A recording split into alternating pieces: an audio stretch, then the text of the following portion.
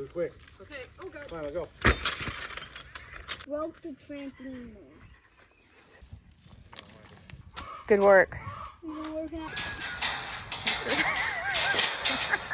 You can bend it back. Just do it with your hands. Ah. No, we're not making babies right now. Oh, I see. Excuse you. A little box of Christmas lights. Pick up the chicken. See if it has an egg. Is that Tweet? Yeah. Oh my god! Ah! Tweet, what are you doing? What the heck was? Wait, what the heck happened? Thank you. All right, storm cleanup is done. Everything is pretty good, so moving on with life.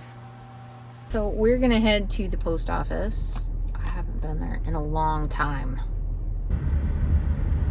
Okay, so the first time I ever drove into our town, I drove right through it. And I was looking for it for like miles. So like, this is it. This is the town. There's a church, there's a park, an auditorium, and there's a post office. And that's it. You go past those flashing lights, well, you're out of town. That was it. That was the town.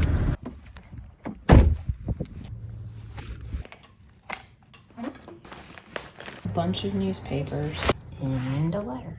Oh man. All right, so I asked like when the last time I paid was. I didn't know if I was needed to pay. They said April is my renewal, so I said, well, can I pay for another year right now? And they're like, nope, can't pay till April. So I feel like little post offices are probably a lot different than a big post office. I bet you could somehow pay up for the next year at a big post office, but whatever. So I just have the problem that I like rarely ever check the mail.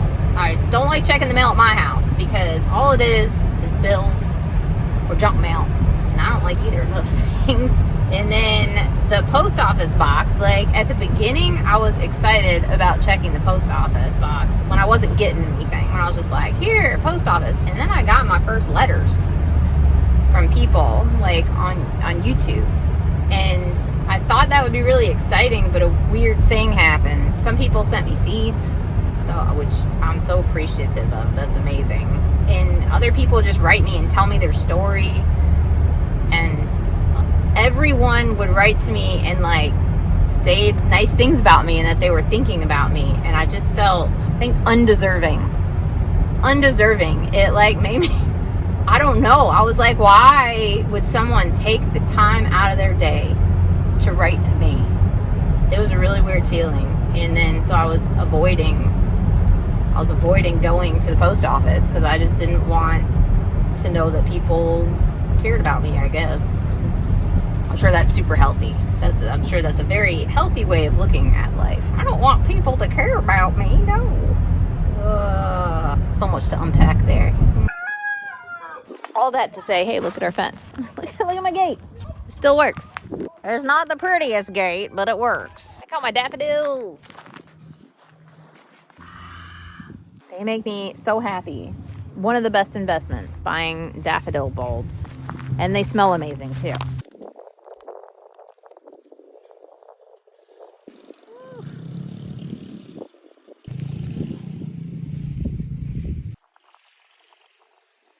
All right, we're gonna go in the back and hopefully it won't be as windy. Make sure that we can hear ourselves. We'll go sit by the bees. We actually have a second box that we're gonna need to set up here pretty soon, I feel like. Hopefully there's not too much wind down here, and hopefully the bees don't like come and attack us. They won't. They're like really chill bees. They're really nice. So in September, when I turned 40 and had like my midlife crisis, I will call it. It wasn't very long. I didn't buy a sports car or anything like that. I just felt like really down and like thinking about life and just like contemplating all this random stuff that I had never contemplated before. I didn't know that was going to happen. It was very strange that just like came out of nowhere. Starting to listen to music to kind of lift my mood, which definitely worked. And I'm back into listening to music and stuff. But one thing that came up is all of a sudden one day I was like, oh my gosh, I'm never going to be like a famous rock star. Never in my 40 years of life have I ever wanted to be a famous rock star. That was never anything that I ever wanted. What would I even play? What was I going to play in a rock star band? Do I have a band? No, like that was not even a thing. I think it was just like one of those things where it's like the door has closed. I think that was when I turned 10. When I turned 10, I realized that I would never be like a Olympic gymnast, because once you're 10, like, that door is closed to you. So I think it was just more of like a door closing that I never wanted to walk through in the first place. So I thought that was kind of weird. And then I started thinking about it, and I was like, why did I even have that thought? What is it about that is like attractive, appealing? I know it's not having people recognize you, because, oh my gosh, like, as a introvert, that would just sounds like I would never be able to leave my house ever. I would never be able to go to the grocery store if people were going to see me. Like, I would just live in my house and become like a house crab, shell crab, a hermit crab. I would be a hermit crab, which I'm pretty much already, but like worse. I'd be a worse hermit crab. So that wasn't it. I think what it was people who play music on these big stages, and I see them like with all the people in the audience, and they have all these music, I almost said records. Like, what are we in, like the 1800s? They put out their music and you can download it, and people listen to your music and it affects them, and you can touch people's lives and change people's lives and have an impact on their lives. And I think maybe that was like what was appealing about it. And with that in mind, I came back to a letter that I received a year ago, and I've kept this letter, and I'm gonna share it now, even though it was written a long time ago. I'm not gonna read like every single thing on here, but it says, I am a Head Start family advocate. Every year I work with 34 to 40 families with preschoolers. In order to qualify for our program, these families must meet certain criteria that may include poverty, homelessness, substance use disorder, incarceration, and developmental delays. I want you to know that you are making a difference in the lives of my families. Last spring, I began hearing my families and parents talking about the increasing hardship caused by rising grocery bills. I determined to figure out a sustainable way to help them. I decided to learn to garden.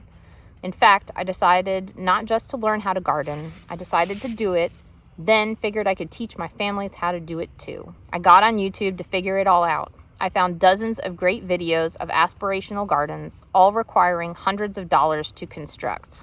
Well, that wouldn't work. I was broke, and my families are, by definition, poor. Then I stumbled on your post, gardening, free or low cost, and the light bulb turned on. I used wood from the woodpile to frame my beds. I kept the seeds from my Aldi peppers and raided the seed catalog from a local library. I planted cherry tomatoes that had gone off in the fridge and let a potato sprout just so I could cut it into pieces and stick it in dirt. Finally, I saved containers and bought a big bag of potting soil so that I could offer a class to my families. I called the class Seed to Sides. I focused on sweat equity, ingenuity, and container versus square foot gardening. I referenced your posts frequently and made sure my 2 participants knew where to find you on YouTube. I know that 2 participants may not seem like much, but remember that I was starting from nothing. I was not a gardener, but the class was good, and there's now a kind of curriculum. Also, I have since partnered with WVU Health Sciences and won a grant of $700 to not only continue to teach my families the benefits of Seed to Sides, but more fully resource them. I will be purchasing potato bags and gardening tools, compost, and seeds for up to 12 more families participating in our fall class. I have also been approached with several larger grant opportunities that would extend the program to our neighboring counties as well. All this to say, thank you. Without your posts, I do not think any of this could have happened. So I bring that up because I've realized you don't need to be like a famous person to have impact. And honestly, you don't even need to, I know I have a YouTube channel, but like, you don't even need that. I think of my neighbor, Pat, or I was walking down the street with my kids when they were little one day, and she just came out and said, "Hey, come here and look at this." I was like, what? We walked up and she had a monarch caterpillar, like a chrysalis. And she said, "This is going to turn into a monarch butterfly." I had never seen that before. I didn't know anything about it. She explained to me what milkweed was. She talked about native gardening. She gave us the chrysalis in this like little container thing. And I got to share with my kids how it emerged. And it was so amazing. That made me plant milkweed. So now I have a bunch of milkweed, and I shared about it online on my Instagram way back when, before I had a YouTube channel, and other people also did the same. And it kind of just goes out. It's like the ripple effect, like just one pebble and it just ripples out. And it's amazing. Like, you don't even know the people you're impacting.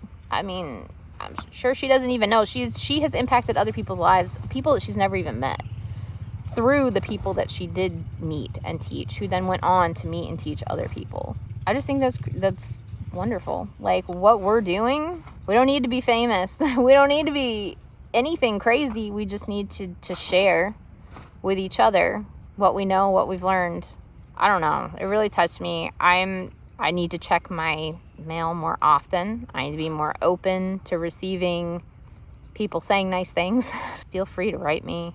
Definitely. I really do appreciate it. It means a lot to me. That's